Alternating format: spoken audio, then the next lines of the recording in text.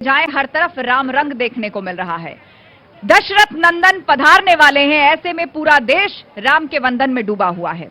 पूरी अयोध्या में इस वक्त उत्सव जैसा माहौल है। देश ही नहीं, दुनिया से ऐसी तस्वीरें मिल रही हैं जहां लोग अपने अपने भाव प्रकट कर रहे हैं और ये मान रहे हैं कि रामलला आ रहे हैं। आज बातचीत के लिए दो विशेष मेहमान इस वक्त मंच पर हमारे साथ हैं। कांग्रेस नेता और आचार्य प्रमोद कृष्णम जी हमारे बीच में हैं। बहुत बहुत स्वागत है आचार्य जी आपका। मशहूर कलाकार और एक्टर मनोज जोशी जी हमारे बीच में। इनकी एक बहुत ही खास फिल्म इसी सब्जेक्ट से जुड़ी हुई रिलीज हुई है। आइए इन दोनों से बात करते हैं, लेकिन पहले सवाल आचार्य प्रमोद कृष्णम जी आपसे। बहुत से लोगों ने प्राण प्रतिष्ठा के इस कार्यक्रम से दूरी बनाई। सोनिया गांधी जी को न्योता गया, मल्लिकार्जुन खड़गे जी को न्योता गया, अधीर रंजन चौधरी जी को न्योता गया। पहले शिकायत थी कि साहब पूछा नहीं, निमंत्रण नहीं मिला तो अब दूर है। कुछ कंफ्यूजन है पार्टी और इंडी गठबंधन के अंदर। देखिए आस्था जी, भगवान श्री राम के मंदिर का निमंत्रण मिलना ये परम सौभाग्य का विषय है और निमंत्रण को ठुकरा देना ये दुर्भाग्य का विषय है। सवाल किसी एक राजनीतिक पार्टी का नहीं है, सवाल किसी एक राजनीतिक दल का नहीं है। भगवान राम को किसी एक दल का समझना ये ठीक नहीं है। भगवान राम को किसी एक जाति से, किसी एक वर्ग से, किसी एक संप्रदाय से, किसी एक धर्म से जोड़ना भी उचित नहीं है। भगवान राम अगर किसी एक जाति के होते, एक वर्ग के होते, एक संप्रदाय के होते, एक राज्य के होते, और मैं तो कहना चाहता हूं भगवान राम अगर सिर्फ किसी एक धर्म के होते तो उन्हें मर्यादा हिंदू कहा जाता।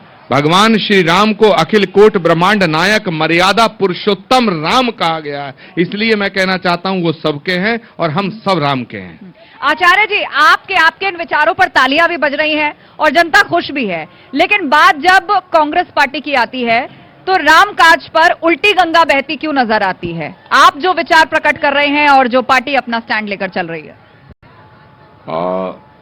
देखिए ऐसा है कि कांग्रेस पार्टी जो है वो हिंदू विरोधी, राम विरोधी नहीं है, ना हो सकती है, क्योंकि ये महात्मा गांधी की पार्टी है जिनकी हर सभा की शुरुआत होती थी रघुपति राघव राजा राम, पतित पावन सीताराम।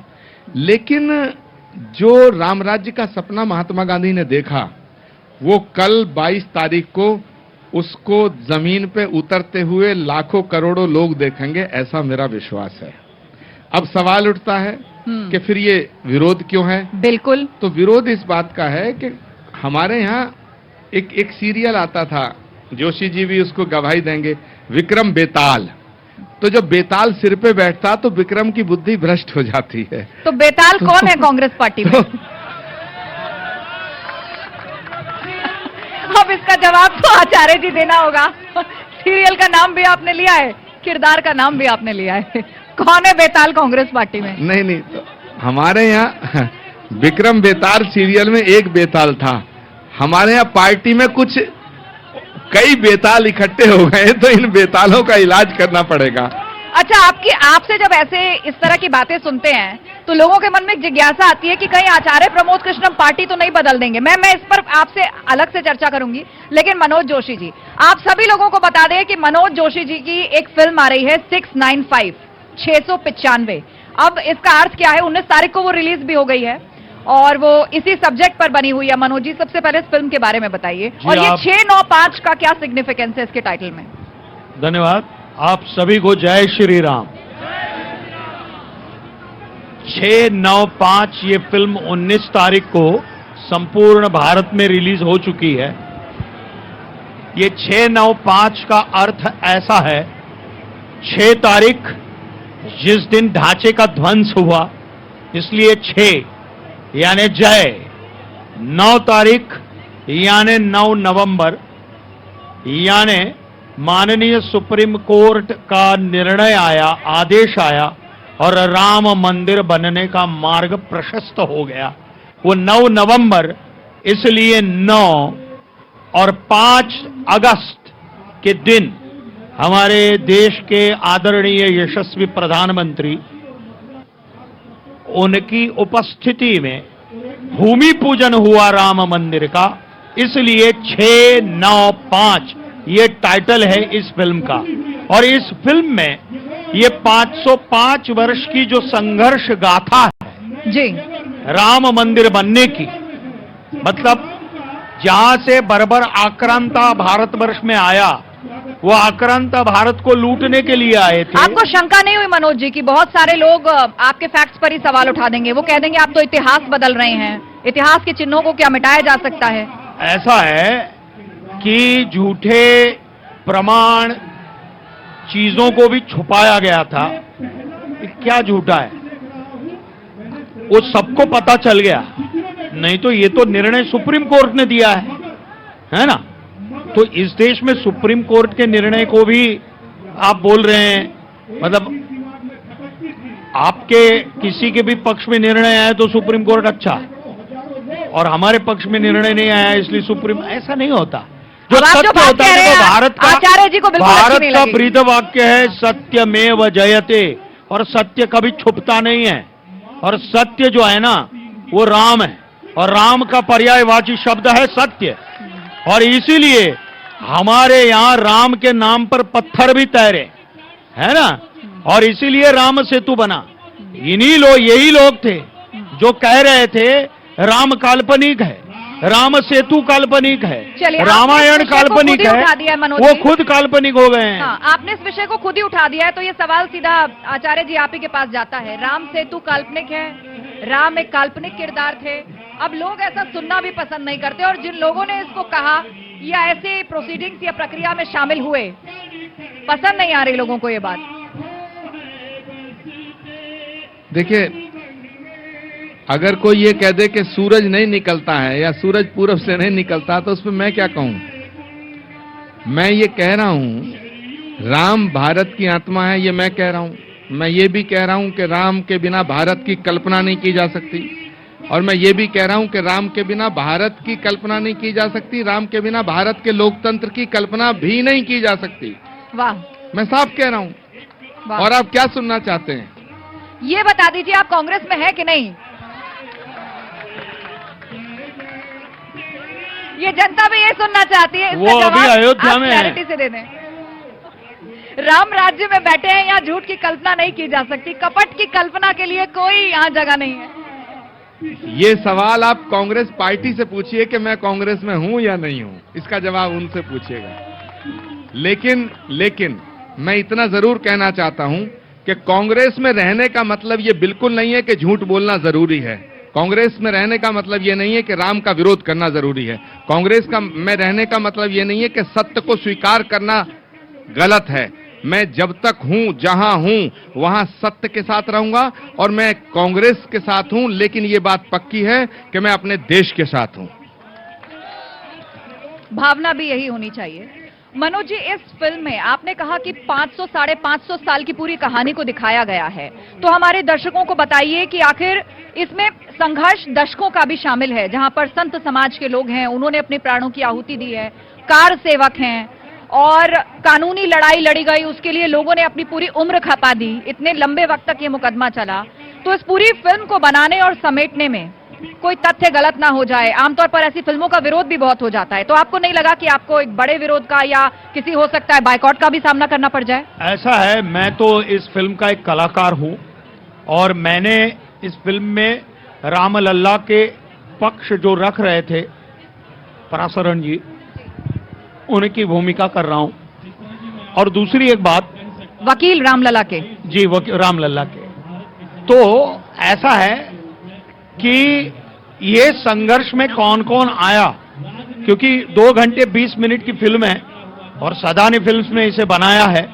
इस फिल्म के कलाकार भी अरुण गोविल जी भी हैं, अशोक समर्थ हैं, अखिलेंद्र मिश्रा हैं, गोविंद नामदेव जी हैं, और मुकेश तिवारी भी हैं, मैं भी हूं, और हमारे साथ कई ऐसे यशस्वी कलाकार हैं जो चरित्र अभिनेता हैं। और ये फिल्म की जो कहानी है, वो कहानी को इस तरह से बुना गया है कि ये जो 505 वर्ष में जो जो कुछ भी हुआ था जी, और तब तक जब तक वो सुप्रीम कोर्ट की जो केस चल रही है और उसका अंतिम निर्णय आया, वहां तक, और वहां वो कहानी जो है वो समाप्त होती है, और वो निर्णय आया कि राम मंदिर बनेगा, वहां वो फिल्म समाप्त होती है। तो ये संघर्ष गाथा जो है वो आज की पीढ़ी को शायद पता नहीं है। एक और बात 20-25 साल के, 30 साल के जो युवा हैं, 35 साल के युवा हैं, उनको शायद पता नहीं है क्योंकि कुछ चीजें ढकी भी गई थी। जी जब उत्खनन हुआ उसके बाद भी, मतलब प्रयागराज कोर्ट में भी जो हुआ, जी जी उसके बाद सुप्रीम कोर्ट में निर्णय आया, तो वो जो भी साक्ष्य भी देने वाले थे, अब सबको पता है कि किस तरह से छुपाने की कोशिश की, किस तरह से तारीख पे तारीख लाने की कोशिश की, किस तरह से इसका विरोध हो रहा था, और केवल वोट बैंक की राजनीति के रूप में वो लोग कर रहे थे, ये सबकी आंखों अब में। आपने वोट बैंक लेकिन की एक राजनीति बात की अंत बात में की है। कहना जी, जी। चाहता हूं हाँ। आपके सवाल के लिए कि राम कहां नहीं है। राम अत्र तत्र सर्वत्र है, और राम है इसलिए ये सब कुछ हो रहा है ना। तो ये फिल्म भी राम है, राम थे इसलिए बनी है। तो मैं आप सबको विनती करूंगा कि आप सब मित्र परिवार के साथ ये फिल्म देखें, और ये 505 वर्ष की जो संघर्ष गाथा है वो क्या थी, ये भी आप अनुभव कीजिए। ठीक है। अब इसकी टाइमिंग को लेकर भी मनोज जी सवाल उठता है कि अब राममय माहौल है, तो अक्सर लोग कहते हैं कि ऐसे सब्जेक्ट पर फिल्म पहले क्यों नहीं बनी, अभी क्यों बनी? क्या बहती गंगा में फिल्मकार भी चाह रहे हैं कि ठीक है राममय माहौल है तो इस पर बना दिया, या उससे पहले ऐसे सब्जेक्ट पर हाथ रखना एक बहुत बड़ा रिस्क था? ऐसा है कि यह कुछ 8 महीने से फिल्म, ये लगभग 2-3 साल से इसका काम चल रहा था, 8 महीने से ये फिल्म बन रही थी। अब ये योगानुयोग है कि ये तारीख 19 आई और ये तारीख 22 आई, ये भी राम संयोगी है, ऐसा ही मैं कहूंगा। चलिए आचार्य जी, सवाल आपसे, प्राण प्रतिष्ठा के मौके पे आप अयोध्या हैं, आप कुछ ही घंटों का वक्त बाकी रह गया है, अलग अलग नेताओं ने बयान दिए। राहुल गांधी ने कहा कि मैं राम का सम्मान करता हूं लेकिन राम को राजनीति में नहीं लाना चाहता, प्राण प्रतिष्ठा से उन्होंने दूरी बनाई। मंदिर मंदिर जाते हैं चुनावी मौसम में, तो एक जो सॉफ्ट हिंदुत्व की लाइन कांग्रेस लेकर चलना चाहती है, आपको नहीं लगता बेहतर होता राम काज में भी कोई संदेश शायद पार्टी की तरफ से जाता? देखिए आस्था जी, एक तो मैं इस बात का समर्थन नहीं करता कि सॉफ्ट हिंदुत्व, हार्ड हिंदुत्व। मैं ऐसा मानता हूं कि हिंदुत्व सॉफ्ट ही होता है, जो सॉफ्ट है वही हिंदुत्व है। क्योंकि हमारी हमारी हमारी जो लाखों वर्षों की जो परंपरा है, उसमें सबसे बड़ी बात क्या है? उदारता, क्षमा, शील, त्याग, तपस्या, बलिदान। यही तो हिंदुत्व है, यही तो हिंदुत्व है। हम तो एक चींटी को मारने की भी अनुमति हमारा धर्म नहीं देता है, तो हमसे ज्यादा उदार कौन होगा, तो हमसे ज्यादा सॉफ्ट कौन होगा? मैं ये कहना चाहता हूं कि आप राम के प्रति सम्मान व्यक्त करते हैं, राम के प्रति श्रद्धा रखते हैं, राम के प्रति आस्था रखते हैं, ये कोई राम पर एहसान नहीं करते। राम की कृपा जिस पे मिले उस पर राम का एहसान है। दूसरी बात, संध्या का समय हो रहा है, सरजू का तट है, सारे राम भक्त इकट्ठे हैं। मैं 2 पंक्तियां तुलसीदास जी की चौपाई गुनगुनाना चाहता हूं। बहुत सुंदर, जोरदार तालियां इस बात पर। कि मंगल भवन अमंगल हारी, जय जय सीताराम। द्रबहु सुदशरथ अजर बिहारी, सबके दाता राम राम का नाम पुकारो, सुबह और शाम पुकारो, है राम का।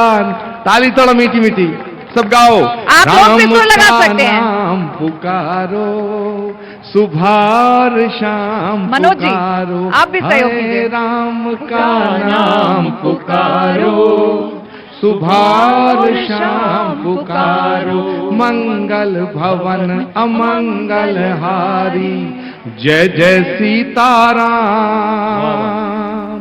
द्रव्य सुदर्शन